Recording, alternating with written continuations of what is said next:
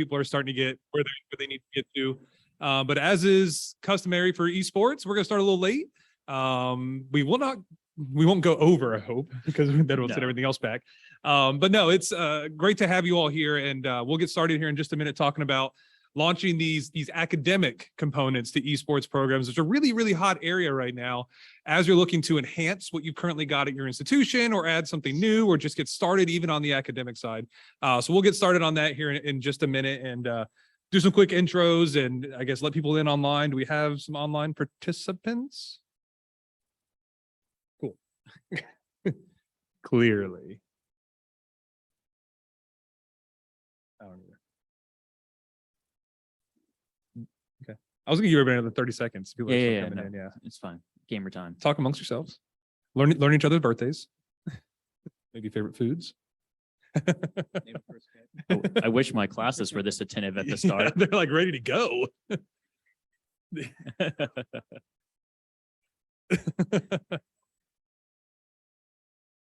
I'm not sure how we can see interaction and stuff.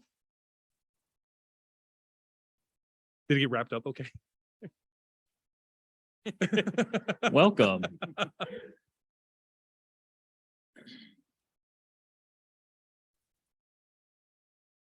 Yeah. Yeah. I was laser pointing. Oh. Creepy.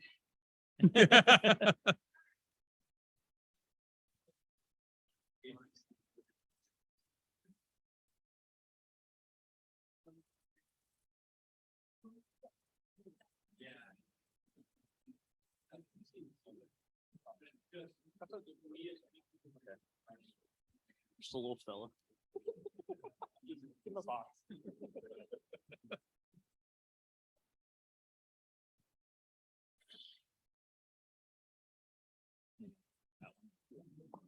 I think we're probably good. Yeah, I'd say so. People still filter in a little bit. Awesome. Well, I can't really tell if we have anyone online. Oh, I see meeting controls down here now, actually. Maybe. Yeah, we'll figure that out at some point. But thank you all. This is a great turnout. We appreciate y'all being here. My name's Chris Groggins, former instructor of esports at Shenandoah University. So co-developed a lot of curriculum with Dr. Joey Gariziak, who will introduce himself in a second. But now I am the CEO and co-founder full-time for Esports Development and Growth Enterprise. So we have a table downstairs, but we help develop and grow the scholastic esports space through consulting, educational content, and curriculum. And so I just want to preface this with, we want this to be more of a discussion. There's some best practices within these 6-7 slides that we have, but really the most meaningful results from this presentation are going to come from interactions in here. Knowing what you want out of an academic program, what some of the obstacles or challenges you're facing are, and how either Edge or others in this room can help launch your program or help further develop what you've already started to develop, right? And so, again, my name is Chris Groggins. I'm going to pass it over to Dr. Joey Gariziak. I'm Dr. Joey Gariziak. Thank you, Chris. My name's Joey. I'm I'm a director and professor of esports at Shenandoah University. Also a co-founder and partner for Esports and Development and Growth Enterprise. And I'm currently the chair of the board of directors for NACE. So got a lot of different hats. This is a great area to talk about, one of our favorite areas, because we see a lot of growth in this area. My background is in sport management. I competed in Halo when I was in college. When the grand prize was a case of energy drinks, Balls energy drinks to be in particular, BAWLS. They were disgusting. I was never good enough to win them, but they were out there. So I've been doing this for a while and talk about the academic side, which is really my background, is in curriculum development, research, and being a professor. But on the competitive side, started the program at Shenandoah about 4 years ago. On the competitive academic side, 3 years ago. So we just finished our third year because Chris and I were writing that curriculum during that first year of having competition. So constantly going through reevaluations of what the best things are to offer learners as far as curriculum goes. And that's what we share with other schools at this point, is how to develop an academic esports program that makes sense for those institutions. So kind of like what Chris was saying, we want this to be discussion and interactive. You ask questions because we want you to get the most out of it that you can. That's the same thing we ask to schools, and they come to us and they'll ask us, well, how do we do this? And our favorite answer is It depends. There you go. That's our favorite / least favorite phrase because we use it all the time because it helps engage in a discussion that makes sense for that institution. Looking forward to talking a little bit, not only in this session, but also at the table downstairs and just in general over the next few days. Would love to talk to anybody and everybody about the programs they're starting, academic side of things in particular, but also competitive or arena development, anything in between. But yeah, I'm Joey. Hi, everyone. I'm Zach Harrington. Formerly, up until the end of this month, I was the Assistant Director of Esports at Shenandoah University, where I work mainly on the competitive side, organizing coaches, players, all that good stuff. Now I'm transitioning to full-time Edge. I'm also a co-founder and partner, and I'm working on the operations side. Hi, everybody. I'm also the tech guy. Thanks, Joey. Thanks for reminding me. Yeah, so computer, PC, internet, tech stuff, that's all me. So if you have any questions, happy to chat. Awesome. Great. And so to start things off, again, this is going to be kind of a flipped classroom approach, right? We're all academics. So we're going to put the initiative, make you speak and participate, unfortunately, for you.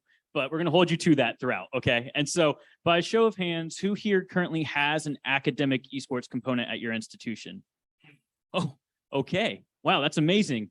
Feel free and online, if you didn't see, probably about half or 3/4 of the room raised their hand, which is really impressive. Anyone feel comfortable just sharing kind of what academic offerings you have? Yeah. Oh,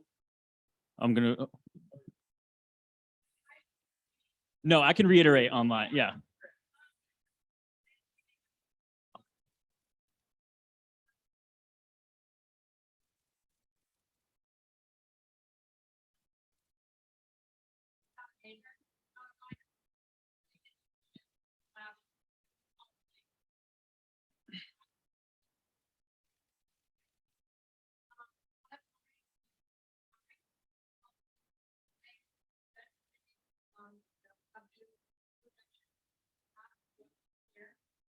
And the other one is our statistician, who's running stats on all of the players, all of the teams, production, and any analysis. So I'm going to call that specific.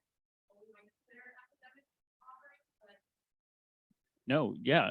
And so for those online, what I heard was 2 students going through almost like a practicum related to esports and you acting as a mentor to guide them through that process. So not a minor, not a major, not a certificate, but maybe a one-off offering or a special offering for those learners. And I think it's interesting that we preface not a major, not a minor, but at the same time, it's just as impactful, right? And it's meeting those learners where they're at and really serving your institution with where you are at right now, right? And so that's a great example. Anyone else care to share one other, possibly that looks a little different? Yeah, sure, Sean.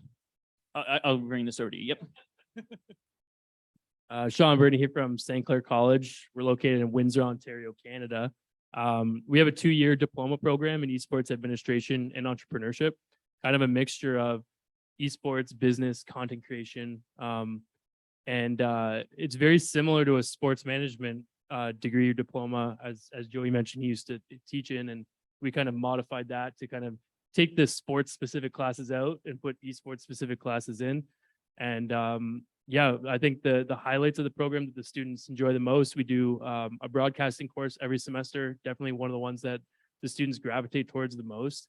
And then in their second year, both semesters, they have an administration of esports projects class, which is kind of like a capstone where they're independently working on real world projects.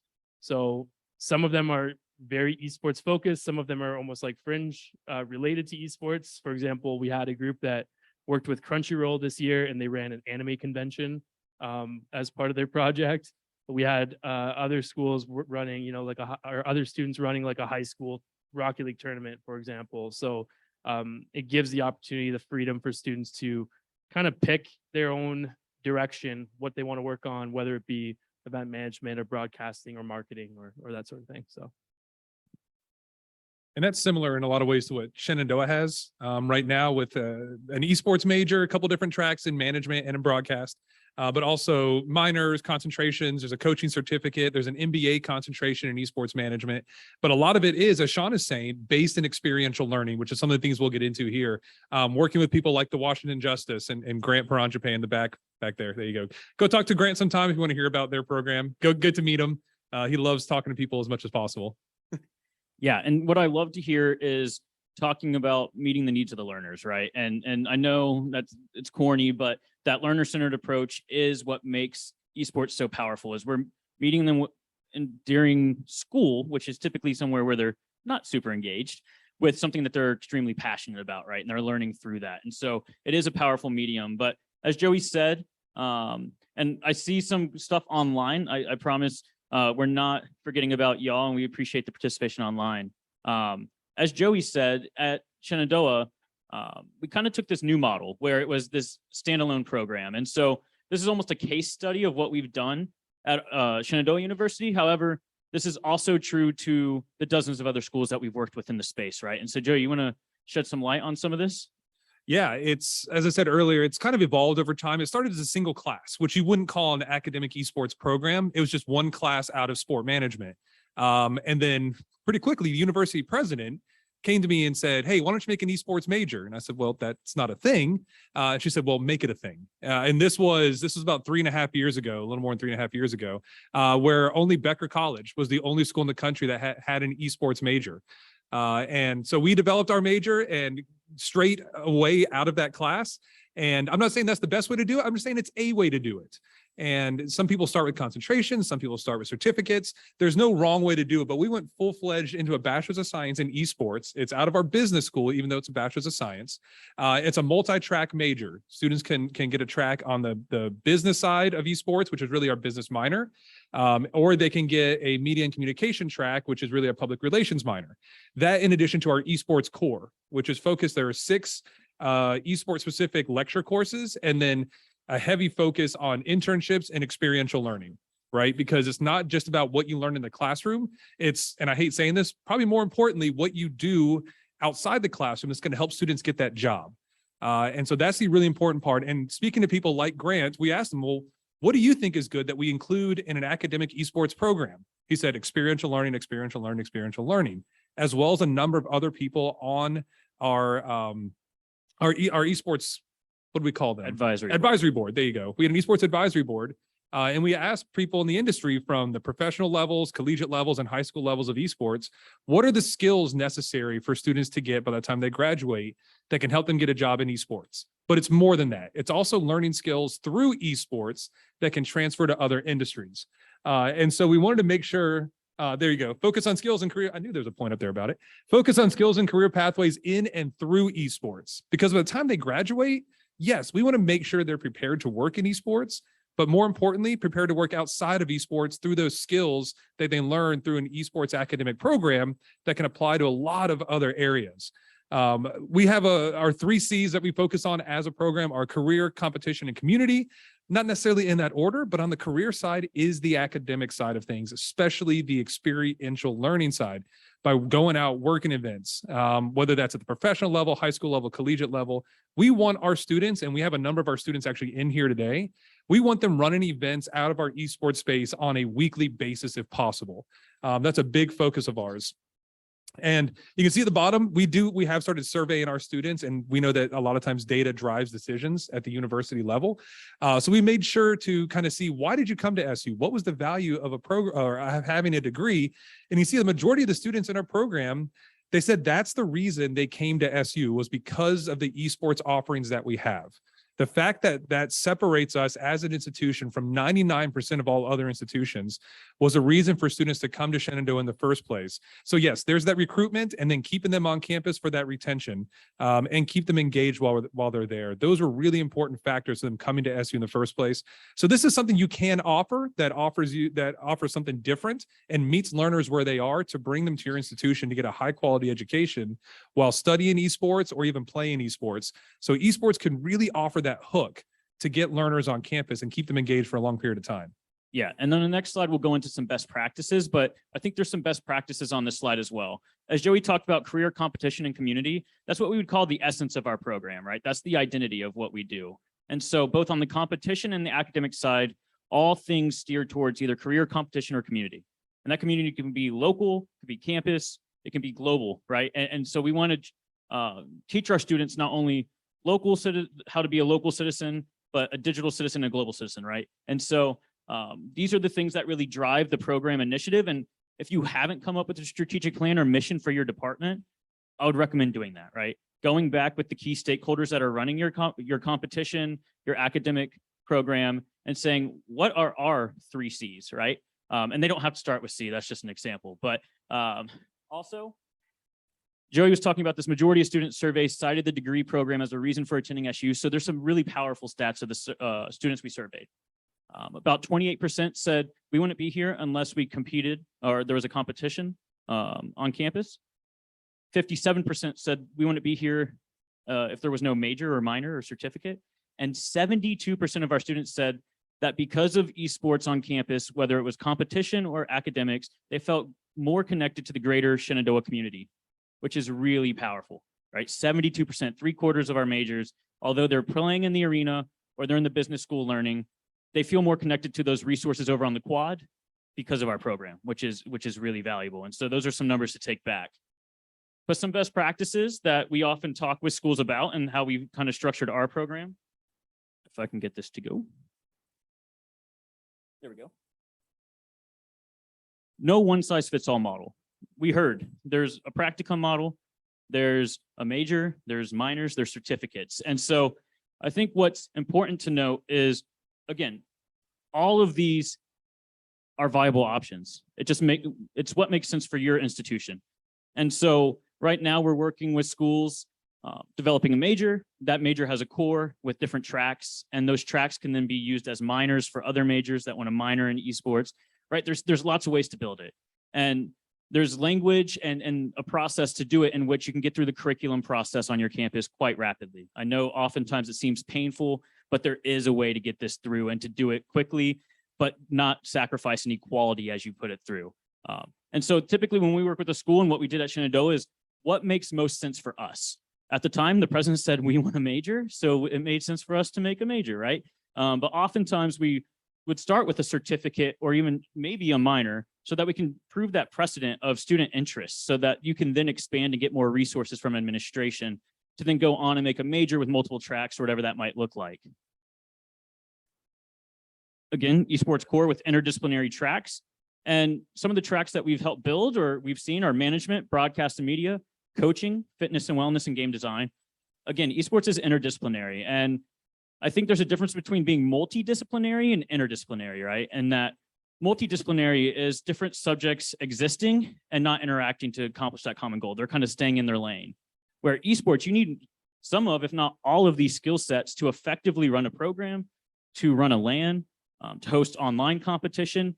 And so esports is interdisciplinary. And so having those multiple tracks or multiple disciplines within that major, minor, or certificate is vital for that learner experience. Like Joey said, our advisory board continued to stress, I don't care if you got a B+ on your 101 final exam. That's great. I care about that because I'm in the classroom, but they're not going to show that in an interview, right? And so creating an interdisciplinary approach to esports allows them to get hands-on project-based learning in different subject areas to prepare them across multiple disciplines, if that makes sense. Interaction of competitive and academic programs, we call this the holistic esports approach, right? And so academic programs great, competitive programs great, especially to start, get it off the ground. But eventually you want a holistic program that embodies or encompasses both of those so that you can teach in the classroom and then use competition as almost a learning lab in the space that you're playing esports in. So again, they can put that on their resume as project-based learning or even hire them as work studies for professional experience, right? They're now getting paid to work in esports. So we see engaging with students through student life and engagement. Again, essential part of that student engagement is kind of at the forefront of our program at Shenandoah, along with our 3 Cs. And so focus on competition, engagement in competing and working, as I said, and then continued investment in the program. This is the one that we see most often where it's, hey, we have $500,000 to invest in esports. That's amazing. But what does year 3 look like after we've blown through that $500,000 for space, for faculty, for staff, for scholarships? And how do we continue to operate? Because an operating budget and a capital budget are completely different, right? And so once we spend that $500,000, what's our operating budget? Grant's smiling in the back. And then, you know, how do we continue to add stuff to keep us competitive in the current market and to drive value for our learners. And that's a lot of the conversations we have now, right? It's, okay, now we're in year 2 or 3. How can we start driving revenue to recoup some of these costs? And so setting up broadcast, looking at fundraising, finding contract opportunities with the industry, you know. We have a lot of really cool things happening at Shenandoah. I don't know if we can talk about those, but there's like some event management stuff we've done. And I'll use an example. Some of our students have traveled around Virginia and run events, and for small contracts, but for contracts, right? And so that got them valuable experience while getting them a small paycheck, right? And so it's really important to continue to invest in the program, and that includes investing in your learners. And so setting up those revenue generating ideas from day one so that you're sustainable throughout is really, really important. And I was just going to add what Chris said. If you notice that point about the interaction of the competitive and the academic, a lot of schools will start with that competitive team. And then they'll think, well, how do we enhance this? What is that next step? And then they'll look at the academic side. And we have it up here. You want that interaction. The two can operate independently, but not mutually exclusive from each other, right? There should be some overlap between the two to get the benefit out of both sides as best as possible. And a lot of big schools are absolutely operating independently. They have their academic side, they have their competitive side. That's kind of the model we're starting to see more and more often, especially at the big R1 institutions. Smaller schools, maybe they will operate under the same person. I'm lucky at Shenandoah that I get to oversee the academic and the competitive side. I'm also very lucky that I get to have faculty and staff working with me to help actually do the work on both sides of things, so I don't have to. So I can oversee instead of be boots on the ground in every single thing that we do, where we have full-time faculty to teach in our program. We have full-time staff to handle the competition. We have full-time staff to handle the broadcast production. And then we have a lot of students that also get involved in the program. So ours operate completely together almost at all times. But a lot of schools, they'll have their academic side and they'll have the competitive side. And we try to tell them, that's great that you have that, but what are the ways they're interacting with each other to get the most out of both sides? Those academic programs can help run events for the competitive program, because when you're competing, I don't know this firsthand, but I've heard students say it, when they're competing and there's a full-fledged broadcast production going on, they feel very legitimate, that they actually belong. There's something supported by the institution, and they play better because it feels real to them instead of just playing video games. Now they're up on a screen, they're being talked about, they're getting interviewed, they have player cards. They're like, this is some cool stuff. I didn't expect this coming into college, that it was a legitimate thing that I'm up here, just like our football players, our lacrosse players, our volleyball players, or whoever else it might be. So having those interactions is extremely important, and focusing, yes, the competition is great, the academics is great. Put those two things together to get the most out of this program that you can. Awesome. And we got some online questions. So again, we want this to be more of a discussion. I know we just like started immediately jumping into it, but let's see. We have, what about creating services inventory of services to sell to generate revenue income for sustainability of the esports program, workshop, camps, et cetera? Yeah, so programming is key, right? Consistent programming is key. Outside of practice, what are you doing in that space? And so we recommend camps. We recommend birthday parties for the local community, you know, professional development opportunities. We partnered with the local Jimmy John's, and they did their staff Christmas party in the arena. So they played Halo and open presents together, right? We run summer camps every year, which generate substantial revenue for the program. And then also, after you have that academic component, looking to package it and distribute it, right? And so those are all revenue drivers for that. Anyone got anything to add to that? Well, I got a question in the back I'm going to go to, but, Okay. but yeah, and developing these workshops, developing these additional streams of revenue, that's really important as you're developing these programs. It helps with sustainability too, and it helps diversify your offerings so that you can reach a lot of different audiences. I can walk.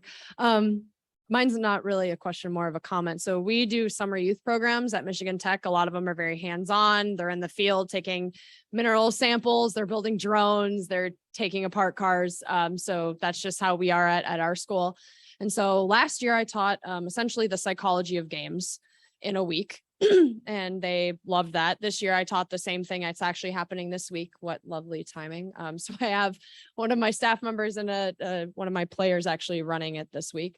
And then last week we did content creation, where I actually asked Jono, who is from Ferris State, who is an excellent broadcast, did some Photoshop tutorials and Adobe Premiere with the kids, and they learned it, and they streamed and learned what it takes to be a content creator and what that looks like in esports broadcasting. So in obviously a week, and these kids were high school kids, some middle school kids. So if your school does have initiatives like that already in place, you don't need to reinvent the wheel. You don't need to be super crazy creative. Just say, hey, I'm in esports. What can I teach these kids? And it does generate, I mean, not crazy revenue, but it generates revenue, and I get to teach it, and it's a fun experience. So, and maybe these are kids that might come to your school. So just a suggestion, if you don't have to reinvent the wheel, don't. Yeah.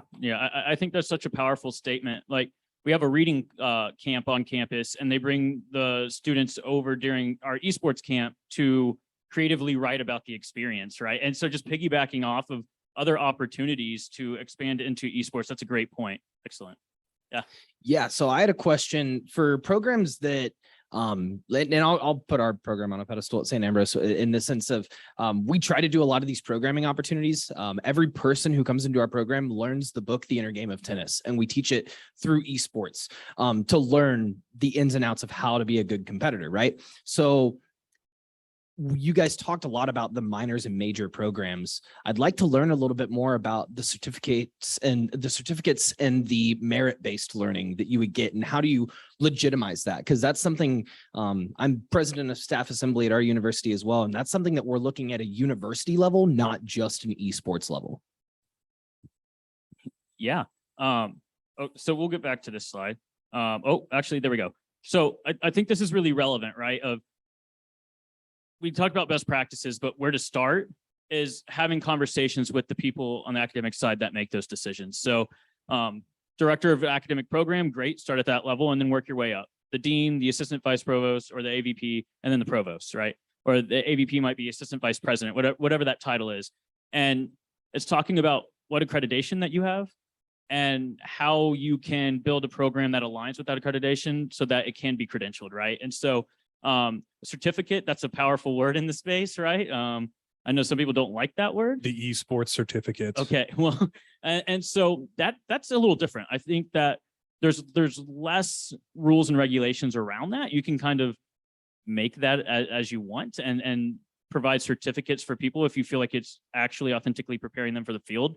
But for a curriculum for a minor or major certification through the academic institution, you want to get in touch with your provost, because the provost is going to drive all decisions on the academic side. Would you agree with that, Joey? Yeah, absolutely. And, you know, when you're looking at what kind of program to start, major, minor, certificate, concentration, you do what makes the most sense for your institution, what your administration gets on board with. As far as the certificate goes, and really any academic esports program, I know there's been a lot of like, oh, you don't need to get a degree in esports to work in esports. Well, of course not. Hell no. You don't need a degree in anything to work in that field necessarily, except for maybe medical. That'd be important. But, you know, I would never say that an esports degree or academic program credential is the path and the only path to working in esports. It is a path to working in esports. And you have to decide as an institution what does make sense for you with a concentration or a certificate. That credential or that merit that you're earning, what makes it certified or something that has value to that learner? And I think Chris said authenticity. I think authenticity is incredibly important. And that's why we have people that work in the industry that are professionals to help us decide what will actually help get our students jobs in the future. Again, I didn't say esports jobs. I just said jobs in the future, right? We want to make sure they're prepared for esports jobs, but if that's not the career they get into, we know full well not every grad is going to work in esports. So what's going to help them be successful going forward, no matter what we do? So if you can authentically make a degree or certificate that will help prepare them for the field they enter when they graduate, and you do it in an authentic way based on not just what Joey thinks is the best thing to do, but based on what other people think is best for that learner, that's where you get to the point that you have real value in a certificate, and that will help drive that conversation. Yeah, and then other things, we have another question are, for the academic component where it's credit bearing are, you know, again, accreditation and then your institution standards. For example, we've worked with schools where they say, hey, we want a major, we have to fulfill the 60 credits of, you know, liberal arts, our core liberal arts. And then a minor has to be 18 credits, a major has to be at least 27 credits, and then building it out in a way that complies with all of those standards, but then going back through in that common core, that general liberal arts core, and identifying the key electives and the key courses within that would best fit an esports learner's needs, right? And the skills that they need to develop. And so keeping that in mind as well as you start building out the curriculum, identifying key courses that are already offered and plugging that into the core, into the electives and other academic offerings, if that makes sense. And we have another question back here. Yep, I got it. Good. I wanted to sit down. Thank you. Carl Leone, I'm at Oakland University. We don't have any academic programs. We're interested in doing it. And I just came to this just to kind of wrap my head around it and see what the benefits are. And so I have questions, and it's not meant like pointed at anybody, but it's more of like that conversation, right? Where you said you don't need an esports degree to get a job in esports, certainly true. And from my point of view, the question is, you know, why is it more valuable to get an esports management degree, you know, than just a sports management degree with some esports classes and internships? And in that way, you're still getting that education. And from my point of view, it seems like it'd be better to go that more broad general, you know, perspective so that you can get a job in either. Where if I feel that if you were to get an esports management degree, you might alienate some of those jobs outside of esports, you know, traditional sports management degree, you know, areas. They're looking for sports management people. So help me overcome that hurdle, because I want to get here with you. Sure. No, and the whole idea of sports management versus esports management, I've lived in both worlds, right? My undergrad and master's PhD is all in sport management. And now teaching an esports degree. Yeah, you have to look at it. So some people wouldn't even look at esports as more even specified than sport management, because esports does operate differently than sports in a lot of ways, where it reaches, it's the entertainment sector more so than it is esports. Just like sport management is more than just sports, it is entertainment. Learn about hospitality. So, you know, looking at it, there is absolutely, I wouldn't even say you have to go just an esports degree or an esports management major. If you have a sport management degree that has esports courses and it has experiential learning, that is absolutely sufficient. It's each institution is going to do it differently. And a lot of times what it's based on, and something that we run into at a lot of schools, is faculty qualifications. If you have faculty that are qualified in sport management and you are able to offer some esports classes or components or experiences, absolutely great. That is a great program. There's no need to try to force an esports management degree in a place that doesn't make sense. If you've got faculty that do research in esports or have experiences working in the esports industry, then go the esports management route instead of a sport management with an esports concentration. There is no one size fits all or perfect recipe. It's each institution, what makes sense for them, what their faculty can qualify to teach, because there are those qualifications. You have to do X amount of research in this many years to be qualified to do this. You have a terminal degree in these fields in particular to be qualified and fit under the accreditation of that institution. So there's no reason to say that an esports degree is better than a sport management with an esports concentration, or an esports or a sport management concentration with esports is worse or better than an esports degree. To me, it doesn't matter.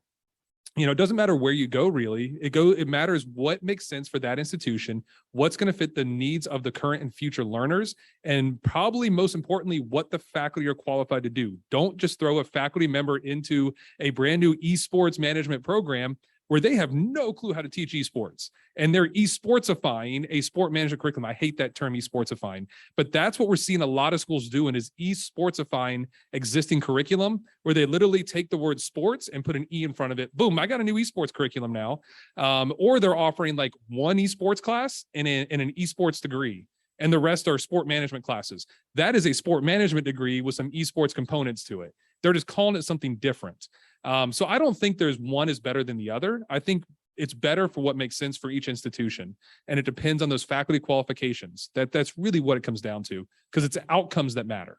Yeah, and I would also add, we have a question here, and then I got you, Lauren, over there. That oftentimes when we're building curriculum, we build it where there can be big esports, little other topic, or big topic, little esports, right? And what I mean by that is an esports major with a management minor, or a management major with an esports minor, right? And so they can get the best of both worlds. And we've had students in our program go on and work. One's a director of marketing for a real estate company. Another is a regional sales manager for Thermo Fisher. So learning transferable skills through esports. And I think we're reaching students that otherwise might not have felt engaged in a traditional curriculum, right? Because I call our students alternative achievers. They achieve differently. And so I think that's the power. But at the same time, you're right. Like a good management degree in my eyes, whether it's sport management, esports management, insert management, is going to teach those skills across multiple disciplines that prepare them for the workforce, right? And so it can be sport management with little esports, or if it makes sense for your institution, big esports, little management, right? And so, Joey, I think you nailed it on that. But I think the skepticism is healthy, right? Because again, esports is so hot right now, and I'm talking off camera, so they're probably like, where is Voice he?" of God. But it's good to approach it with skepticism. It really is. And to really evaluate what's best for your institution, like Joey was saying. Just super quick response. I know other people want to talk. So have you found that students that graduate with a degree, get a response from employers during interview processes of like, what is esports? What's an esports degree? Because I imagine the nightmare scenario of having to describe to someone who's 70 or 55 is probably a better, what esports is. They don't even know what my degree is. And it's like, I'm not going to get this job because my whole interview process has been derailed. I don't know that happens. I'm just curious about it because that's what would scare me. Yeah, and we see esports degrees right now where we saw sport management degrees back in the 1970s. It's very, very similar where it takes time a lot of times, and I know Grant's going to say something here, but we've heard people say, well, if I see an esports management degree on a resume, I'm going to scrutinize that. I say, great, ask questions about it. Because what you'll find if a curriculum is set up correctly is that they've learned skills, not just how to play games better. They don't learn that in an esports degree.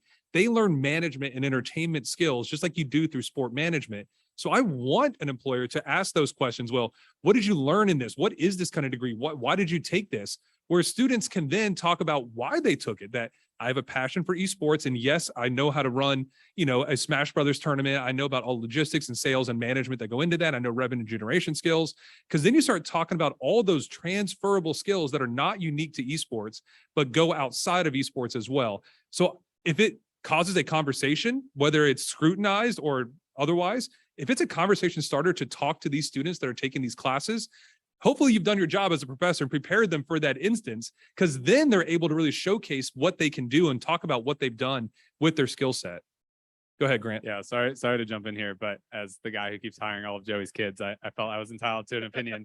I actually think it's really similar to the sports management masters versus MBA argument, right? And I think, like Joey mentioned, it's on the candidate to kind of explain what they got out of the program, right? Like, I think, like, I'm brutally transparent. I'm just like, you have to convince me why I wouldn't just go hire someone with an MBA, right? Like, I think it's just a blanket fact that like MBAs have more generic skills. They have 2 years of experience versus the traditional one.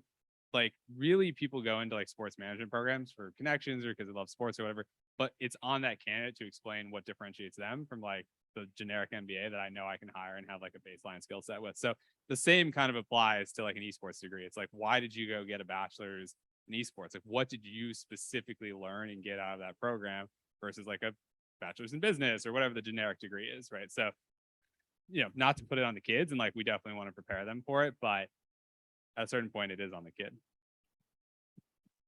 Awesome. And in our 101, we start the students off with, hey, let's develop your definition of esports and kind of what it means to you and what you want to get out of it, so that when someone pushes back, they're not defensive, but they can educate, right? And I think that's really important, that they can be proactive, take a deep breath rather than being reactive and get super upset because someone pushed back on their passion, right? And I think that's vital in any curriculum, is starting them off with the baseline understanding of what they want to get out of it and what they're actually learning, right? And so hope that answers some questions. I love that question, actually. That's one I don't think we've ever gotten. So that's great. I got here, and I got Lauren, I got in the back. Chris Bilski, Michigan State University. So for me, like, I have a lot of the same concerns that Carl has. And I think part of that, as I'm like self-reflecting on it, is that I have a lot of opportunities and offerings. You talk about what fits your university, right? Like, I probably have a lot of majors that maybe other schools don't have, or program offerings that other schools don't have, right? So when I talk about esports and this idea of like big esports, little something else, or, big something else, little esports, right? Like I don't even really consider my job like a big esports job, right? Like there are other things that are within my job that, like organizational leadership. I'm big organizational leadership, little esports. My expertise in esports is what pushes me through, right? And so when I look at things like you went to the interdisciplinary thing, like I'm like, am I best preparing the student for this career by pushing them big esports or by big game design, right? Or by big broadcasting? Like what's best for the learner? And that's really where I get tripped up on, because I'm like, well, ultimately, I always relate esports to any other like traditional sport when I'm explaining it, right? Like just like basketball has broadcasting jobs and event management jobs and lighting jobs and like all of these things that go into it, right? Esports has all of those same things. But if I'm preparing you for that lighting job, it's probably best that I give you some type of career field that goes big on lighting so that you're ready for that next job, right? And that's like, for me, when I look at esports, and I'm under an academic department at Michigan State. So this is something that we're very heavily, tying into career readiness. Like where does esports fit into this, right? For me, it's like esports is really more than its own kind of separate thing that we're studying. It's more of a vehicle to drive other skills, right? Like that's, how can I tie in broadcasting experience, or how can I tie in journalism or whatever it might be into our esports program, using that as a vehicle rather than the thing itself that they're studying. No, I think you nailed it. It's the medium in which they're learning all of these valuable hard skills and soft skills that they need to go to that next level. I'm gonna put Jason on the spot. Yep. He's an alum, one of the first alum of our programs, and he had the media and communications track. His extracurriculars went towards broadcast production, and now he owns his own production company, and he's here capturing content. And so just a living example of outside of esports, but still doing what he loves, and he learned those skills and sharpened those skills through esports, right? And so, no, it's that medium that drives that passion and that learning. I think you nailed it on that. Lauren? So I'm glad you spoke before I asked my question, because we are at the baseline, like the beginning of what I hear a lot of you talking about. So I've got a great partner in sports management. They want to explode esports. They want that academic piece. So we are partnering together. And I'm in student affairs. So they're out of, esports is out of my student involvement office. However, we're starting with a minor, and there's already a minor. Now, Joe, you've got me in the back of my head. You got in the back of my head with your comment. It's sports management and game design. We have a game design major. We have a sports management major.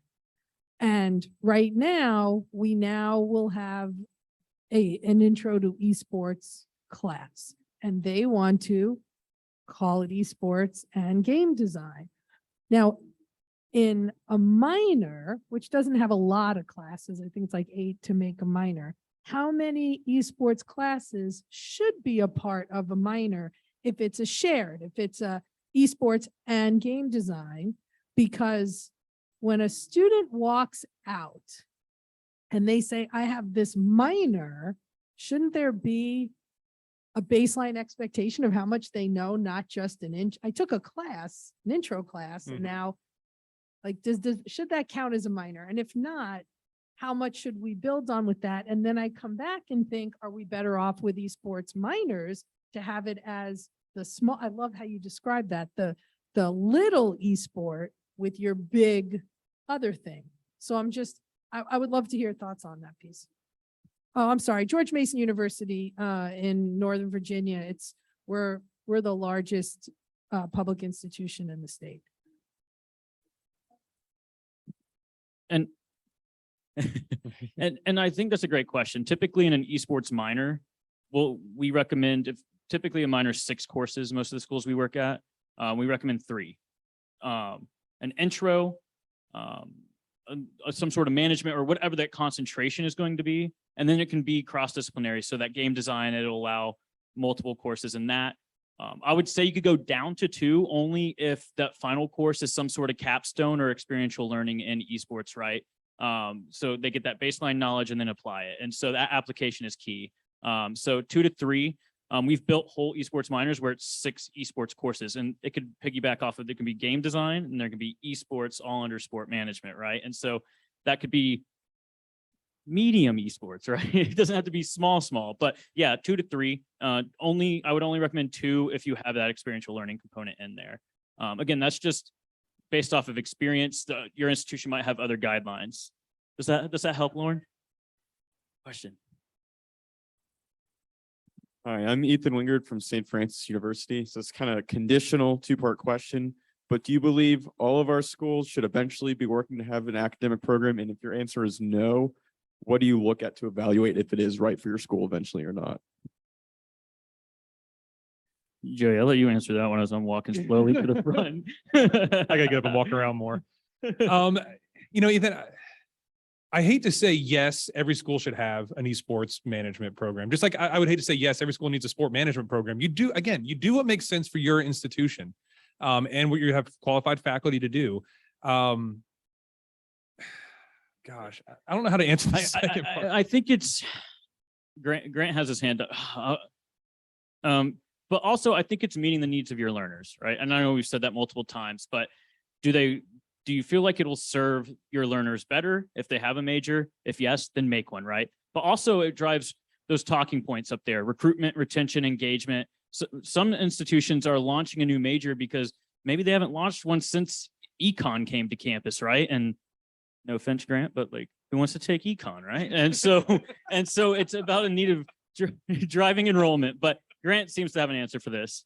Both my parents are economists. I love econ, dude. Oh, that's super rude. No, so I get paid for pessimistic takes and just generally shitting on the industry, even though I work in it. So that's what I'm here to do. I think the problem that you mentioned is nobody knows what the esports industry is going to evolve into, right? So like, you guys are all here trying to make decisions that impact your individual institutions that have long-term repercussions, right? You're spending millions of dollars, you're building physical spaces, you're making recruitment decisions, projections on how many kids are going to come, you're hiring faculty, like you're making all these decisions.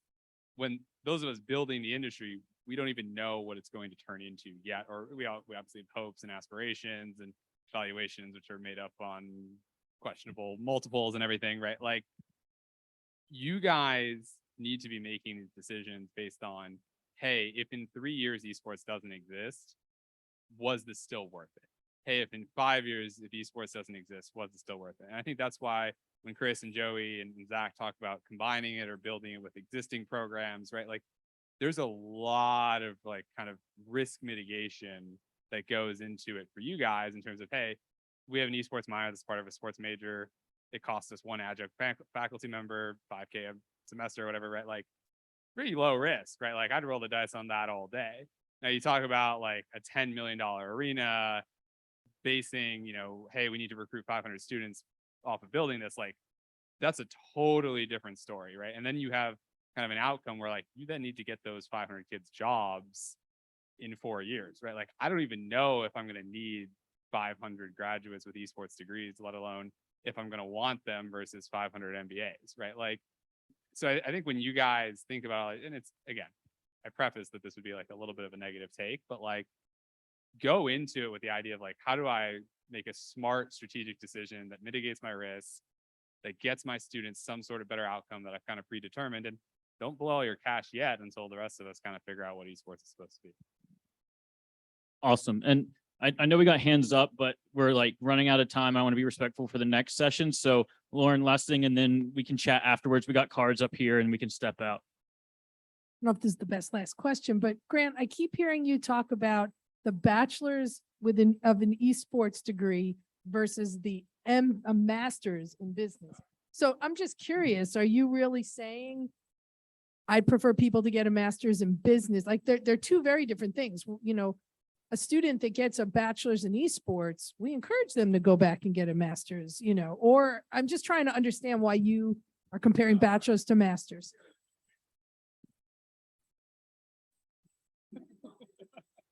All right, here you go. And why? No, sorry. You can equate it, right? Like, just get a master's, just a bachelor's in business versus a bachelor's in esports versus, there is an MBA in esports versus a traditional MBA. And normally the comparison is a master's in sports management versus a regular MBA. But no, just And we've had some students say that they've learned more in esports about finance than their finance classes, right? And so there's a way in which you can talk about it and frame it that meets those needs. And I think that's really important. I saw some students nodding their head up here. These are some of our students right here. So It also comes down to faculty yeah, we paid sometimes. them a lot of money to agree with things we say. No. But as we close out, we were talking about sustainability and investing in resources. I think faculty and staff are an essential resource that you need to invest in, right? And I know a lot of us are just getting off the ground as programs, but this is our model from Edge, you can see here, that we believe is conducive to a successful esports program. So director with faculty, assistant director acting as the GM, grad assistants that are assisting that GM, and then coordinators for each area that you want learners to really develop in, right? Again, this could be full-time, this could be part-time, but this is what we think would create a sustainable program for long-term success. We're also building a database, shameless plug, of qualified individuals to put into each of these sections, right? So if you're like, hey, Chris, never even thought about that. I would love a faculty. We can narrow it down by a quick search in our database and say, hey, there's 18 people that would be interested in working with you and teaching esports. And so just remember, invest in your faculty and staff. We had questions all along the way. I want to thank you for your time. As we ran around, again, we have cards up here. We have a booth downstairs, and we're happy to step out and talk a little more. We'll be about around for the esports. social too, 100%. Yes, yeah, 110% for the social. I'd recommend coming out to that. All right, thank you online. There's one Q&A. John, I can give you a call after this, but I know John well. So yeah, thank you so much. Again, we're here to answer questions all week. So come by our booth. And we're NACE happy to members chat. get a discount, by the way. Yes, NACE members do get a discount.